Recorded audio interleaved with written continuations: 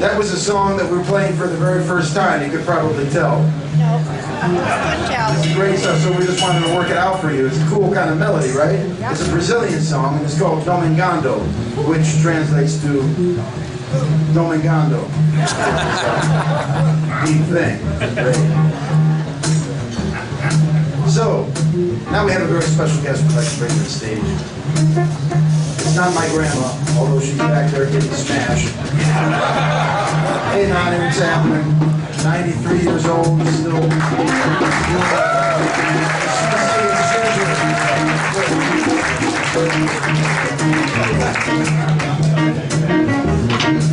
So as many of you know, my second home growing up has been Tri-C, right? I started there when I was 14, 15 years old in the Saturday program. Had some wonderful teachers, turned out to be lifelong teachers, Mr. Enos, and it was a very special program that I came through, because that's where I first met Wynton Marsalis. And then a couple of years later, I was invited up to play on PBS with him, the Louis Armstrong tribute. I was so nervous, I threw up in the dressing room of the great opera singer, Beverly Sill. That was the whole thing. And then I went to Juilliard, which was a program that he kind of oversaw, right? We were the first class in the jazz program there. And I get to travel all around the world with the ambassador thing, record dozens of albums and all that. But the roots, the Tri-C thing, and Cleveland thing kind of never left. I'm very proud of that prep program, a program that brings up young talent here in the community and have such extraordinary teachers and mentors. And that's the thing about jazz. You can't quite learn it in textbooks. It is in the education system, but it's about finding those mentors and those guys you go out to see night after night, and eventually you get to sit in with them and you learn from them and all that. And that's ongoing. It's a lifelong journey of improvement. Recently I came across this unbelievably gifted young gentleman who's 13 years old and plays some drums. And we want to invite him to the stage to sit in with us. So please give a warm welcome to Mr. Cameron Burton on drums.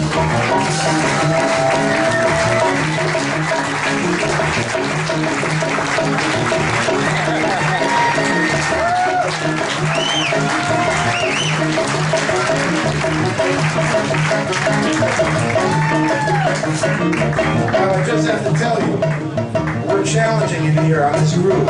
He could easily come up and play all kinds of great stuff like everyone go, but we wanted to make it kind of like an educational process right here on stage. He's never played this song with us other than a short rehearsal early on. All right. So we're going to see what he's got here. Another round of applause for Cameron.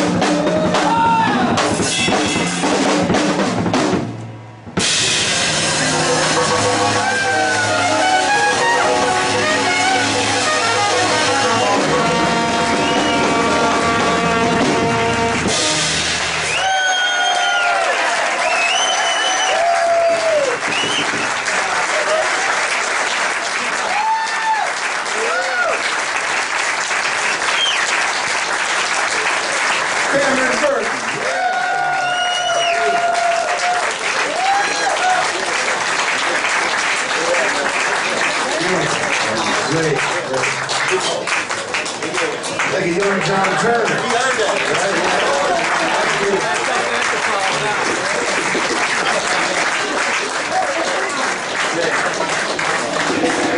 Yeah, bad dude, 13 years old.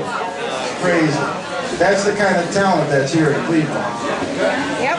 Yep. Very exciting. John, what are you going to do after that, man?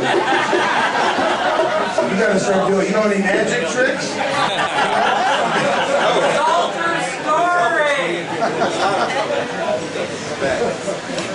That's great. John, the first time I heard John was playing in this incredible band that not many people know about, but it's one of the baddest bands I've heard. And it's right here in Cleveland. There's a new band, it's called Funkyard. Anybody heard of that band before? See, this is what I'm talking about, yeah. It's okay, hopefully you'll be hearing it soon, but he's a drummer in Funkyard, man. Such incredible stuff. But the culture of music and the mentorship and learning on the gig and all that, that's where it's at. So I'm grateful for Tri-C for instilling all those great values and some neurotic behaviors as well. Those great values in it. Okay. Somebody yelled soldier story. Who said that? Me. Oh, okay. Great. So now I just like to, sorry? Oh, you met James. Okay, cool. Good. So now I'd like to tell you, to preface this song that we're going to play with a brief story here. And I'll kind of make it brief, but it's really important because I want to share something kind of dear to my heart with you. So, you know, music many times is kind of a pathway to empathy, right?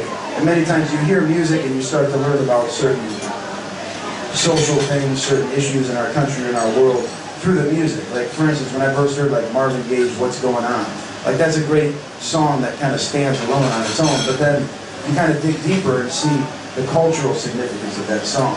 So I had the same experience when I heard this song by Tom Waits. It's called Soldier's Things, and it's a story of a soldier coming back from war and dealing with the realities of transitioning into, transitioning from war. And it just brought me into an emotional world that I knew nothing about, but I knew I responded to it, just emotionally, and it was beautiful, heartfelt melody. And so I kind of dug deeper. I wanted to learn everything about that song. And through a mutual friend here in Cleveland, I met a wonderful young man who's a veteran who served many years in Afghanistan as an infantryman in the 82nd Airborne Division, fighting the Taliban, doing all that stuff. He left when he was 19, and he's back now, and he's at John Carroll, and he's the president of the Veterans Association. And I got to speak with him in real intimate detail about his story. He was so gracious and stern. I was really nervous to kind of talk to him and ask him about it, but I wanted to learn. And we developed this beautiful friendship over the past year. And we decided to collaborate. I don't know if any of you have seen the music video that we posted a couple months ago around this song, Soldier's Things, but it's really an effort to bring together the music and his story, which is an absolutely astounding one on many levels. So it got incredible response, and he's going to tell you about it in a second, but I just wanted to bring him to the stage to say a couple words because we're now working on an on-stage production to bring together the music and his story in detail for a very important cause, and he's going to tell you all about it here. So please welcome veteran, wonderful young man who's from right here in the Cleveland area to the stage, infantryman in the 82nd Airborne Division, Mr. James Poling. Yeah. I hope you didn't leave.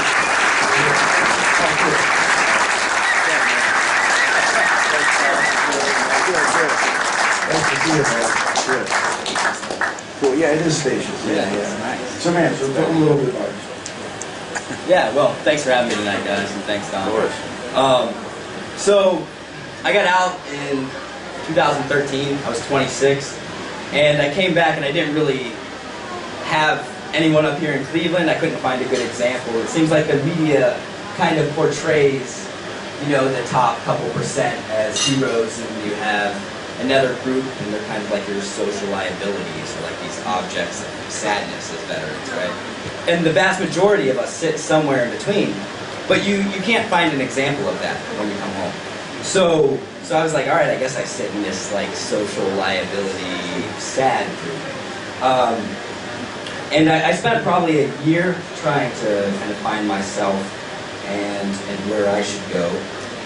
Started taking a couple classes at Tri-C. That's kind of where that connection came in. And it didn't take long at all before I kind of reconnected with that ambition that I had in the military. Transferred to John Carroll, and now I'm doing great. And trying to transfer into consulting here in a couple years. But yeah, Dominic reached out to me through somebody at Tri-C and asked if I wanted to take part in this jazz project. And my first response was no, because of that portrayal of veterans in the media. But me and Dominic talked for about 7 hours, and when he heard my concerns, he was like, "Hey, what if I give you final edit on this video that we're doing? Then would you do it?" And I obviously couldn't say no to that, so we did it, and then we felt like we had so much more to say that we kind of grew that into this stage production that we're building now. So I'm writing stories, Dominic's building a suite of music around that, and we're excited to share that with you guys in the future. So we're going to launch this Kickstarter as the first step, and we hope you guys enjoy it. Thanks. Thank you.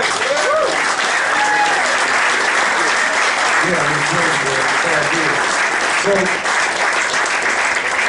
just to kind of just to kind of close out here, I just want to say on the civilian side what we're trying to accomplish, and especially from my side, doesn't know much about the military life. We know that veteran care is kind of a major issue in our country, and there's many layers to it, right? Complicated layers. We feel that one crucial layer is that kind of disconnect between civilians and veterans, and that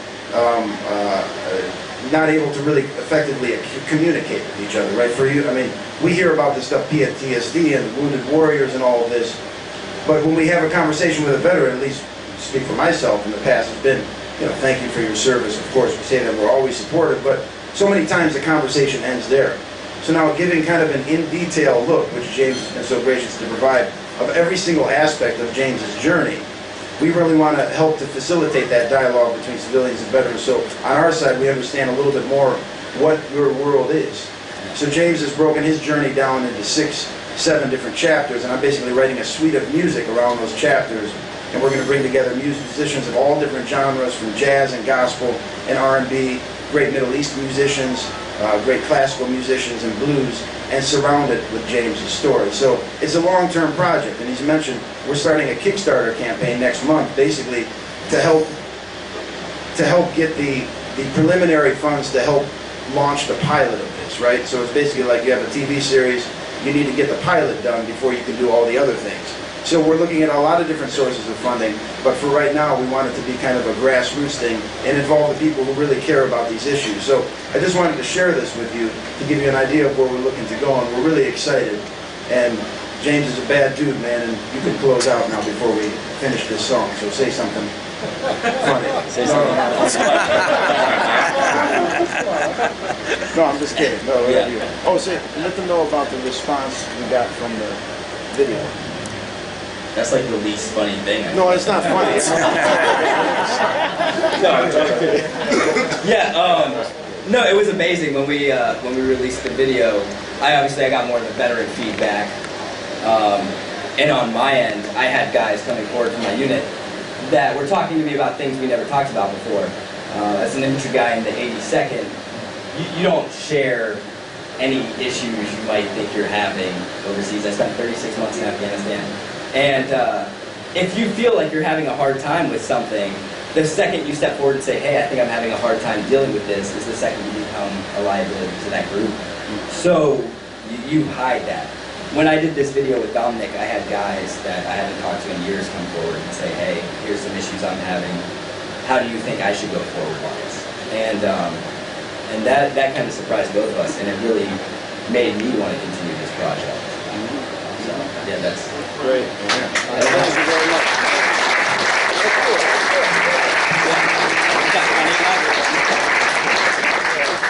Yeah, thanks, Tom. Yeah. Appreciate it, man. Thank you. Don't leave now. You gotta check out the rest of the show. He used to play saxophone too. That's why I like him. Yeah, dude, man, very talented. So thank you. So with all that in mind, we'd now like to play this song. I know it's a high build-up and high expectation now. So this is Tom Waits' Soldier's Things. And see if you can hear all the different range of emotions within this song. This is what we want to really expand on. Thank you.